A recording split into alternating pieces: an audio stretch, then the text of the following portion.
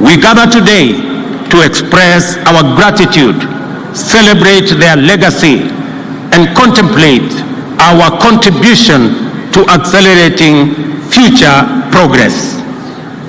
In our democratic and political journey, we have made tremendous sacrifices and progress, from a single party to multi-party, personality and ethnic parochialism to issue-based and national politics, from violence and intolerance discourse to orderly and peaceful elections.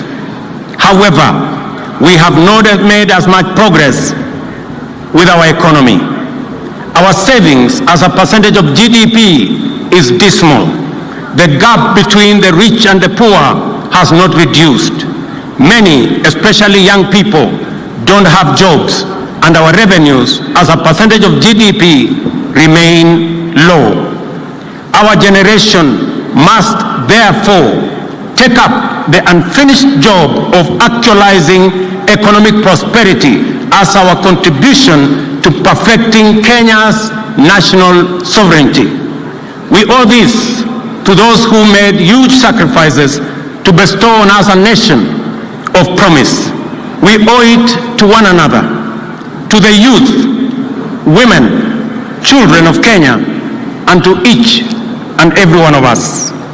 The responsibility of our generation, beginning with this administration, is to make smart choices, unnecessary sacrifices, just as our forefathers and those who came after them did. And the choice is to match our economic progress with our democratic and political achievements. This is the assignment we took up on day one, the 13th of September 2022, and which we have been painstakingly undertaking for the past year. Our focus has been firmly about the ways and means to transform our economy, making the right decisions, necessary sacrifices, and smart choices to set Kenya on a path of economic renaissance.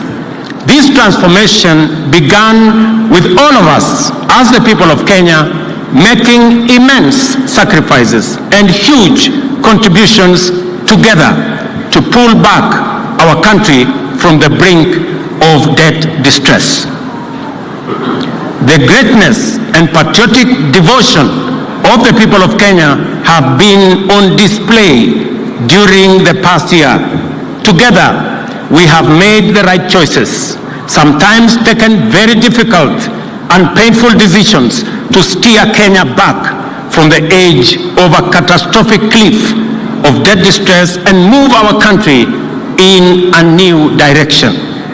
There is every reason to believe that without serious sacrifices and hard work over the past year, the crises, threats, and challenges in the global economic and geopolitical environment confronting us would have overwhelmed us, as indeed it has many countries.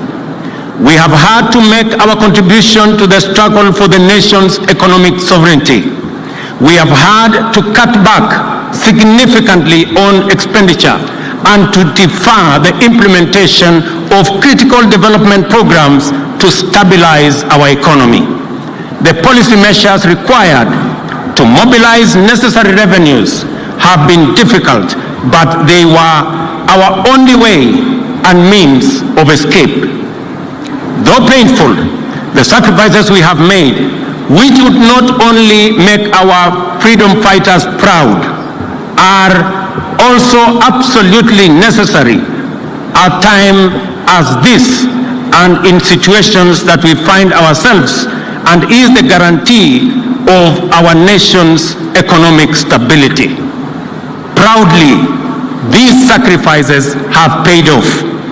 I can now confirm, without fear of any contradiction, that Kenya is safely out of the danger of debt distress and that our economy is on a stable footing. The economic indicators point to good news. Inflation is now 6.8% down from a high of 9.2% a year ago. In the last 6 months, our GDP has grown at a rate of 5.4%, making Kenya the 29th fastest growing economy in the world.